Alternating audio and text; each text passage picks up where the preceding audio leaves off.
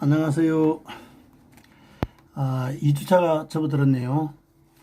2주차에도 역시 초기 몇 시간은, 초에 몇 시간은 계정기 법칙하고 계정을 먼저 살펴보고, 마지막쯤 가서는 이제 실제 발생된 실무 사례를 가지고 한번 이제 회계 처리를 해보는 그런 순서로 이어지겠습니다.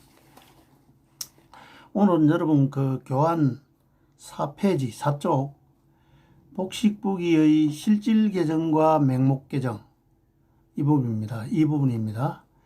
그럼 실질 계정과 맹목 계정, 그다음 뭐 계정기 법칙 이런 순서로 강의가 진행되겠습니다. 실질 계정이라는 것은 바로 재무 상태표에 나타나는 계정 과목입니다. 재무 상태표에 나타나는 계정 과목이다. 재무 상태표에 나타나는 계정 과목이 뭐였어요? 자산, 부채, 자본.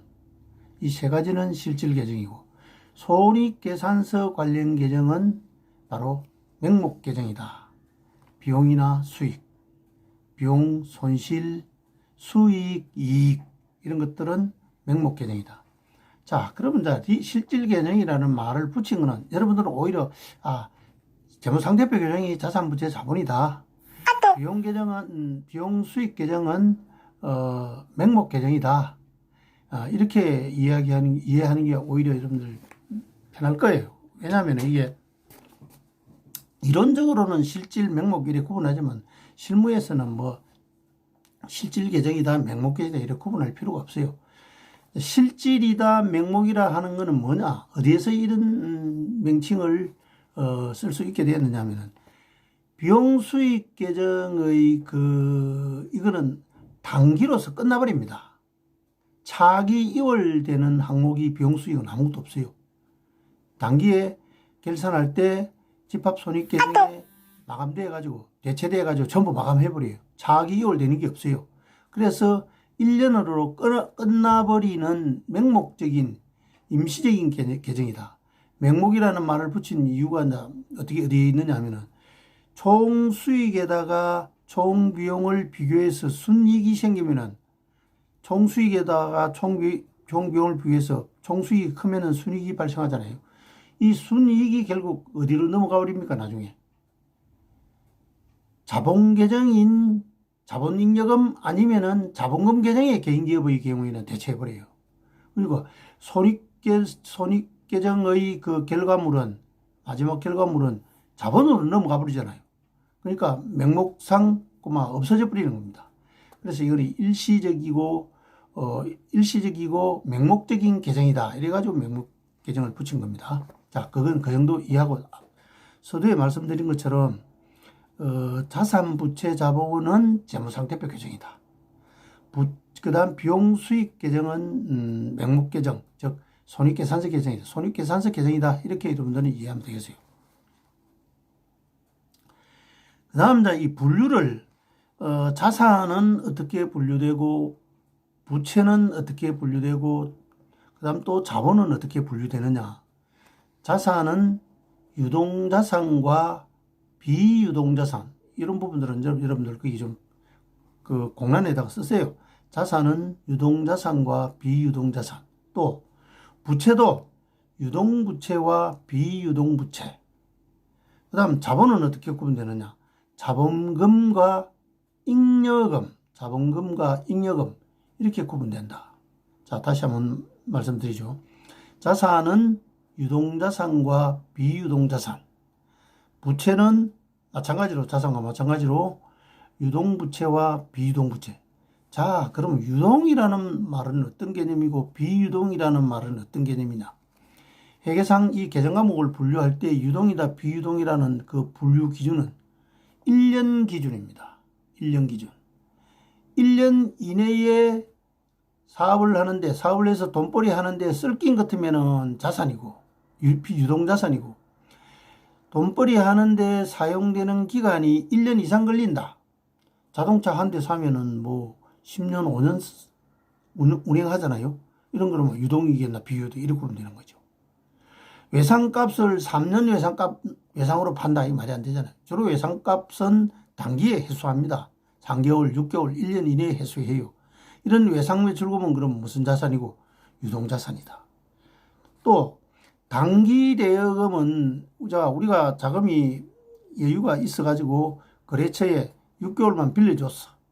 1년 이내에 회수하기로 하고 빌려줬다. 이러면 단기 대여금입니다. 반대로 3년 후에 받기로 하고 5년 후에 받기로 하고 2년 후에 받기로 하고 1년을 초과해서 회수하기로 하고 대여를 했으면 장기 대여금이죠. 그럼 장기 대여금은 비유동자산이고 단기 대여금은 유동자산이고 이렇게 구분하는 겁니다. 어려운 건 없죠. 기간이 회수되는 기간이 1년 이내다. 1년 이내다. 그 다음 또 사용하는 기간이 1년만 사용한다. 재고자산은 1년까지 가면 안 되죠. 이거는 몇 개월 내에 팔아야 되잖아요. 그 대신 건물이나 이 건물은 우리가 부동산 회사가 아닌 이상은 건물은 쭉 계속 경영활동을 하면서 수익 창출하는데 사용하도록 건물을 둔 거잖아요. 산한 거잖아요. 수익을 창출하는데 사용할 목적으로 구입한 자산이란 말입니다. 이런 거는 1년 만에 처분할 게 아니다. 오래 쓸 거다. 그럼 비유동 자산이죠. 자, 유동과 비유동 구분이 됐습니다. 부채도 마찬가지입니다. 유동부채와 비유동부채라는 것은 은행에 돈을 빌렸어요. 장기 차입금으로 빌렸다. 즉 5년 후에 갚기로 하고 1억을 국민은행에서 사입했다. 그럼 이거는 단기부채입니까? 장기부채입니까? 장기부채죠. 이 장기부채, 즉 1년 이상 상환기간이 1년 이상 걸리니까 소요되니까 이거는 비유동부채다.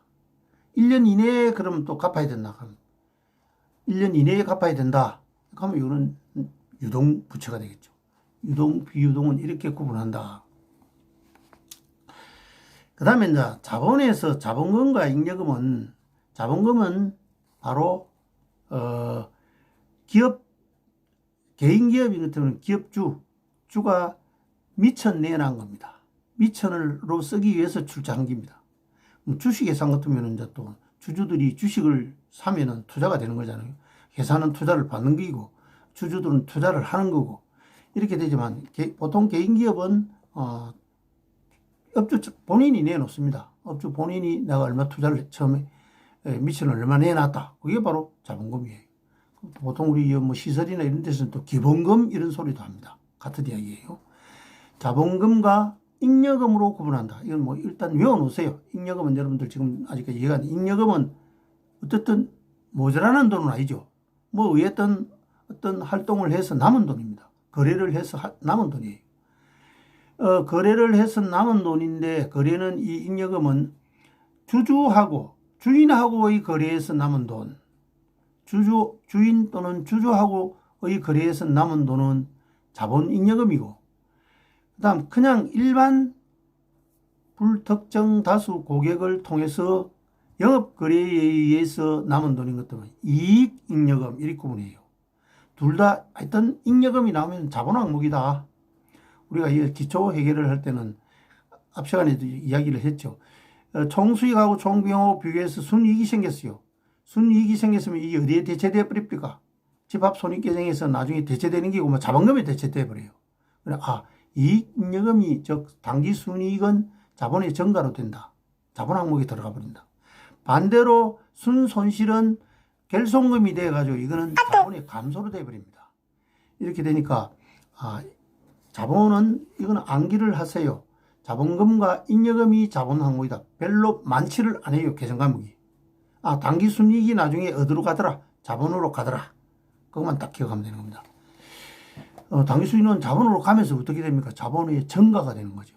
순손실인 것 때문에 자본의 감소가 되는 거니까 자본을 까먹는 거예요. 이렇게 크게 분류를 하고 다시 또 유동자산은 아주 빨리 현금화되는 자산과 현금화되는 시기가 좀 걸리는 자산 이렇게 구분을 해가지고 또 당자자산과 재고자산 또 이렇게 구분을 합니다. 당자자산과 재고자산. 요 당자자산과 재고자산은 지난주에 재고자산은 중요하기 때문에 설명을 했어요. 뭐라고? 판매를 대기하고 있는 재고자산은 어떤 재고자산이 있다? 제품이나 상품이다. 제조기업은 제품이고 상사기업은 상품이다. 했죠. 그 다음에 제품을 만들기 위해서 제조 공정에 투입되기 위해서 대기하는, 창고에 대기하는 자산. 원료라든지 재료라든지 원재료라든지 그 다음 또 뭐 저장품이라든지 반제품이라든지 이런 것들은 또 제공품, 이런 것들은 전부 제조 공정에 투입되기 위해서 대기하고 있는 자산이다. 이런 자산들은 재고자산이다. 이거는 반드시 다음 어떤 과정을 거쳐야 현금화가 되느냐 하면은 제공품이나 원재료, 재료 등은 가공 공정, 제조 공정을 거쳐가지고 완성품이 돼가지고 그 다음에 팔려나가야 이제 현금화 되는 거잖아요. 그 대신에 이제 상품이나 제품은 이미 가공돼가 완성되어 있는 것들이니까 바로 팔려나가면은 뭐가 되는 겁니까? 현금화 되는 거죠. 이렇게 구분되는 자산이 재고자산이고, 그 다음 오늘 이제 당자 처음 하는 당자 자산이라는 것은 가장 빨리 현금화 되는 자산이다. 현금은 이미 현금되어 있잖아요. 현금화 되어 있잖아요. 유가증권, 이거는 바로 팔면은 현금화 된다. 외상매출금 회수하면 현금이 된다. 그죠? 당자이금 수표 발행해가지고 은행에서 찾으면 바로 현금이 된다. 보통예금, 요금을 예금이잖아요. 이것도 그죠? 당자예금이나 보통예금은 청구서였든지 카드 여면 바로 잔고가 있으면 인출이 되잖아요. 이건 빨리, 아주 빠르게, 빠르게 현금화 된다. 이렇게 해가지고, 퀵 에셋이라 이렇게 합니다. 당자 자산을. 퀵 에셋. 그 다음 또 여기에다가 하나 더 추가해서 현금성 자산이라는 게 있어요. 현금성 자산.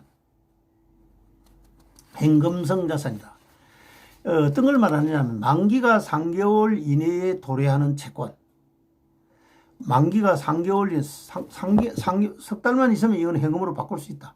이거는 현금에 가까운 자산으로 보자 하니까 또 현금성 자산으로 이래 분류하는 것도 있어요. 이건 뭐 이론 시험에 잘 나와요. 현금성 자산이라는 말은. 이렇게 유동자산은 당자자산과 재고자산으로 분류한다.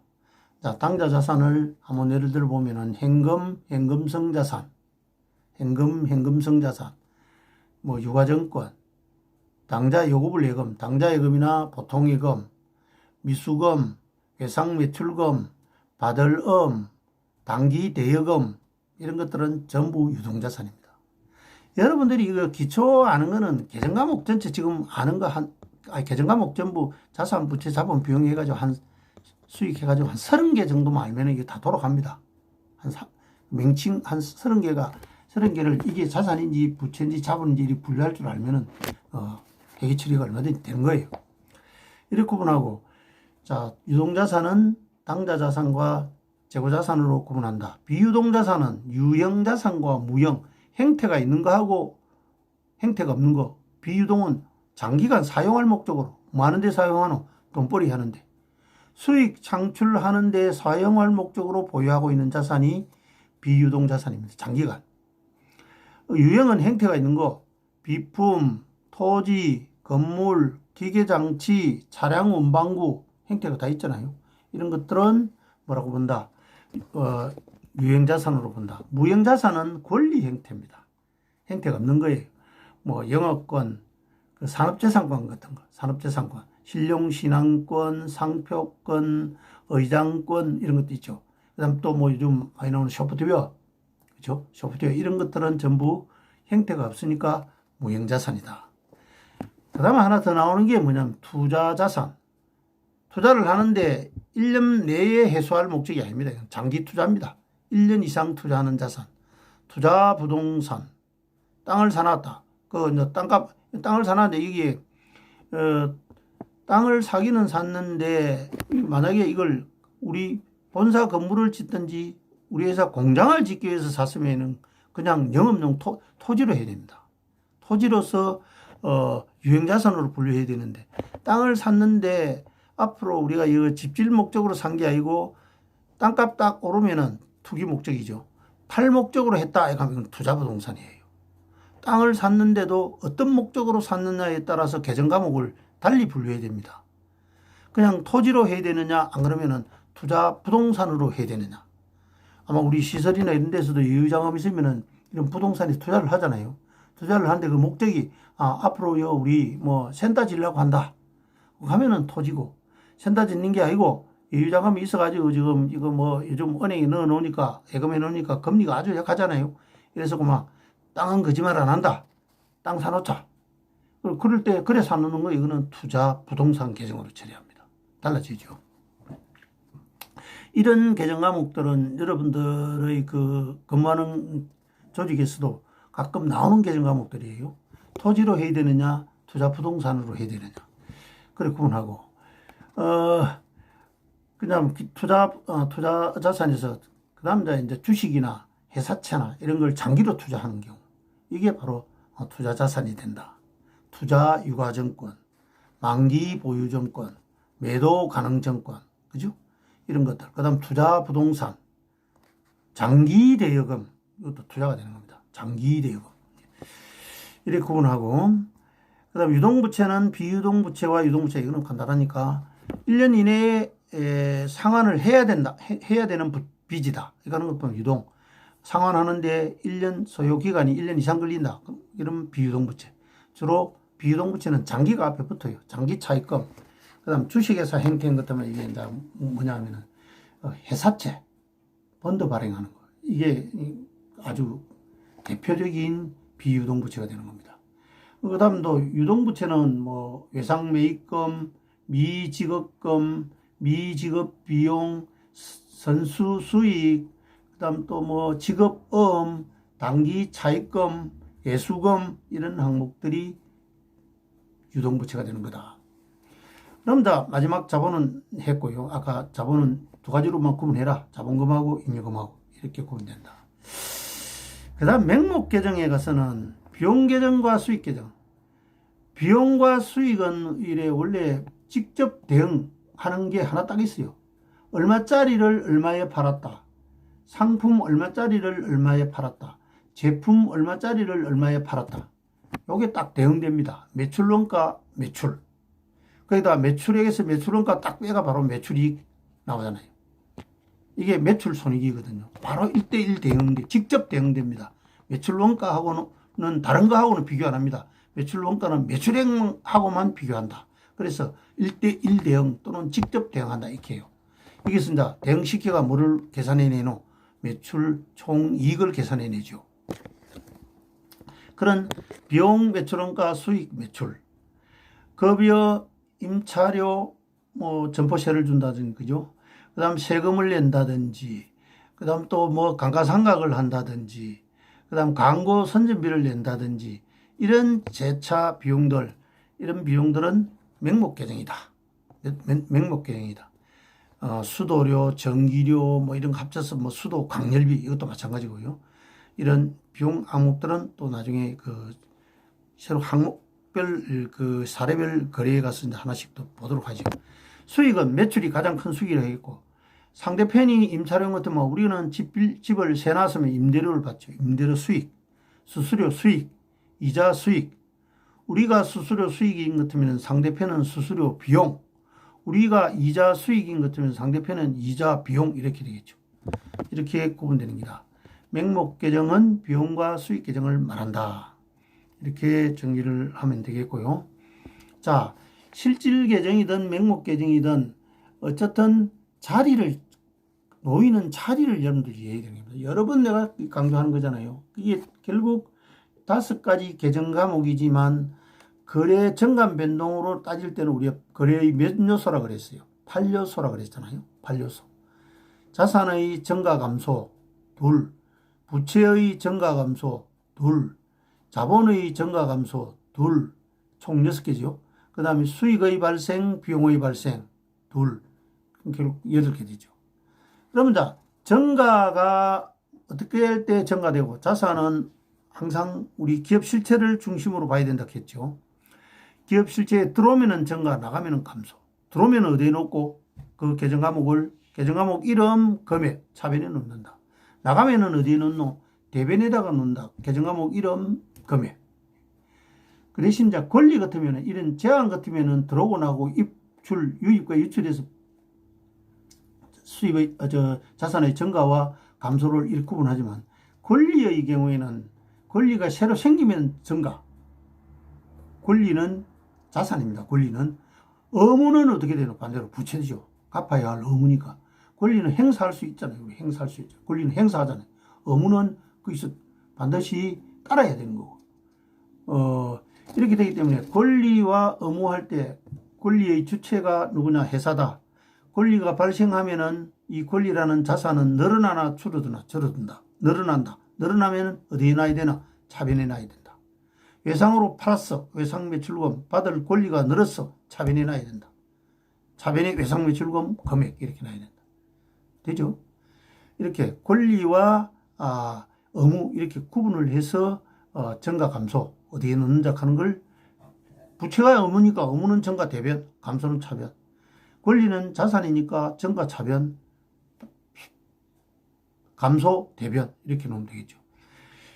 그 다음 부채는 이야기 다 했고 자본의 증가는 감소는 거의 지금 생각하지 마세요. 증가가 출자받았다 이렇게 보면 되고 비용의 증가는 항상 어디에 되나? 차변이더라. 급여 100만 원 오늘 지급해서 그러면 비용이 증가됐네. 생겼네. 차변의 급여 증가 발생, 대변의 현금 나갔으니까 감소 이렇게 짝 지우는 거예요. 수익이 오늘 매출을 해서 5천만 원 받았어. 차변에 현금 들어와서 5천만 원. 5천만 원 받았으면 5천만 원 들어왔잖아요. 현금이. 그러면 자산의 증가 현금.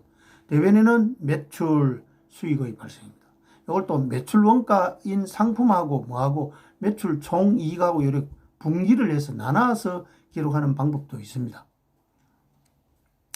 이 기초에서는 이렇게 분기로 나눠서 해요. 나중에 이제 실무에서 이야기했죠.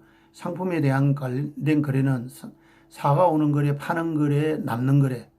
사가 오면 매입이고 팔면은 매출이고 남은 거는 다음 기로 이월시켜 가지고 팔아야 되니까 이월 상품이다. 이 세 가지 계정으로 분리를 한다. 그래서 상품 계정의 3분법 실무에서는 그렇게 쓰여 있어요. 세 가지로 상품 거래에 관련된 거는 세 가지 거래로 구분해서 이렇게 회계 처리를 하고 있어요. 그 다음 연결되는 이야기인데 계정기 법칙도 여러분들 마찬가지잖아요. 항상 누구를 중심으로 생각해라. 오늘 상품을 100만 원치 샀다. 누가 샀노? 우리 회사가 산 거예요. 회사 입장에서 들어오고 나가고 감소하고 증가하고 발생하고 소멸하고 이걸 따져야 된다. 실체 입장이 생각해야 된다. 회계 실체는 물어본다. 독립된 하나의 실체로 본다 그랬잖아요. 기업을 하나의 독립된 실체로 본다. 독립된 인격체로 보는 거예요. 법인이라는 것은. 증가와 발생 사례 이때까지 쭉 이야기했죠. 이건 반드시 이거 이해 안 되면은 앞으로 더 진도 못 나갑니다. 증가와 판료소의 증가와 발생 사례 이게 완전히 이해돼야 됩니다. 그러면 이제 붕괴하는 것도 똑같이 이 거래 판료소의 증가와 감소가 놓이는 자리에 따라서 붕괴를 하는 거예요. 계정은 복식이다. 복식이 뭐고 차변 대변이에요. 자산의 증가는 어디에 오노? 차변이 온다. 그 다음에 자산의 이 감소는 그러면은 자산을 자금을 운용했단 말은 썼단 말 아닙니까? 현금을 썼으면 어디 나가야 되나? 감소니까 자금을 운용해서 어디 가야 되나? 대변에 가야 됩니다. 맞죠? 그 다음에 부채나 자본의 증가는 어느 변이고 차변이다. 차변이 아니죠. 부채와 자본의 증가는 대변이죠. 부채의 증가, 차입에 왔다, 차입에 왔다, 돈을 빌려왔다. 그러면 대변의 차입금 100만 원, 부채의 증가.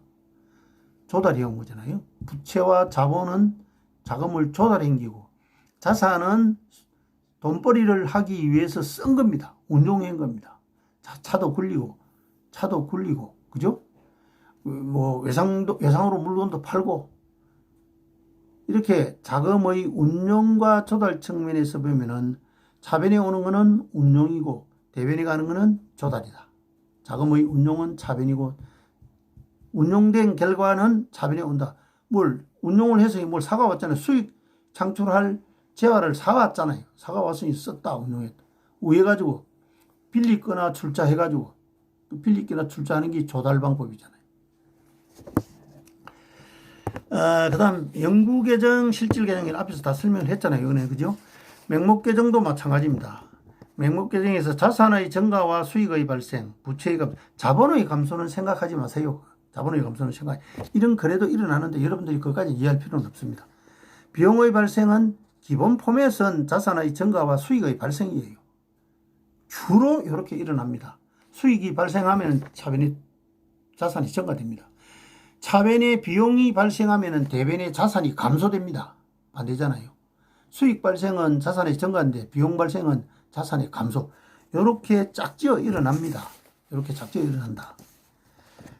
그 다음 명목 계정, 임시 계정의 소멸. 전 시간에 했자요. 명목 계정이 임시 계정이 소멸 없어질라 하면은 어떻게 없어지야 되나? 연말에 결산 말에 결산 분계, 결산 시점에 어떤 분계를 한다. 결산 분계를 하는데 어디에 수익과 비용은 어느 계정에 모으더라. 집합 손익 계정에 모으더라. 했죠. 전부 시간에. 수익과 비용은 어디에 모이더라. 집합 손익 계정에 다 모이더라. 이렇게 모이도록 분계함으로 해서 수익 계정도 자동적으로 차변 대변 제로. 차이가 없습니다. 똑같이 돼버립니다. 비용도 차변 대변 같은 금액 차익이 안 생겨요. 이렇게 수익과 비용 계정이 제로가 만들도록 집합 손익 계정에 대체한다. 이런 게 이제 참 그 복식부기의 하나의 또 묘미예요. 비용과 수익은 차기 이월 안 시키니까 단기에 전부 다 마감이 딱 돼야 됩니다. 차변 금액 500만 원, 대변 금액 500만 원 끝. 이렇게 만들어 줘야 됩니다. 그렇게 만들어 주기 위해서 비용 계정은 차변이 많으니까 대변의 많은 금액만큼 차익 금액만큼 대변의 집합 손익을 넣어주면 되도록 돼 있어요. 대변의 집합 손익을 넣어주면 되도록 돼 있어요. 그러면 비용 계정 대변의 집합 손익 계정이 들어가면은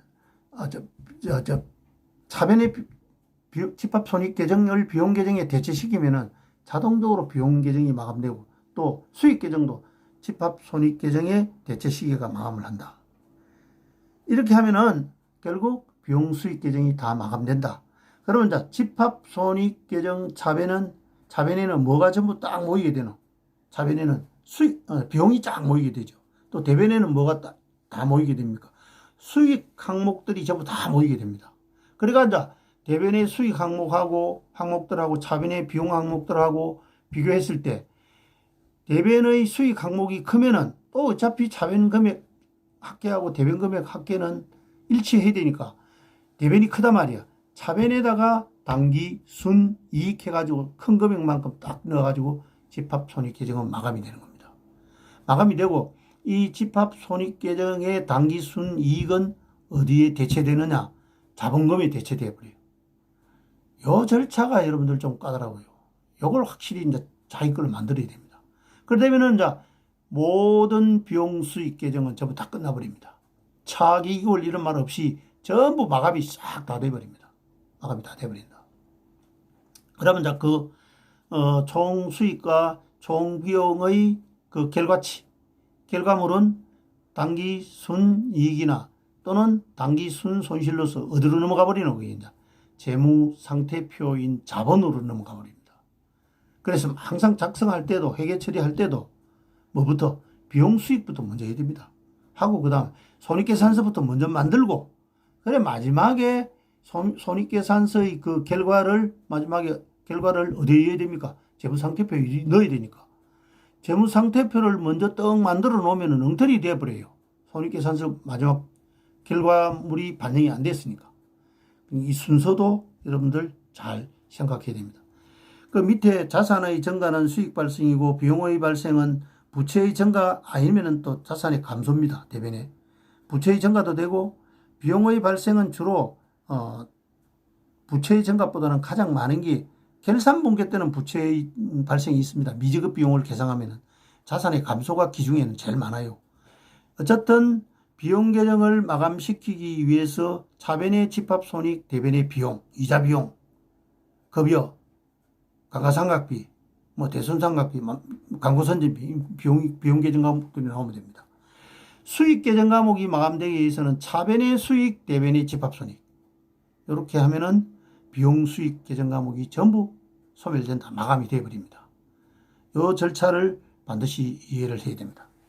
자, 잠깐 쉬었다가 또 다음 또 계속하겠습니다.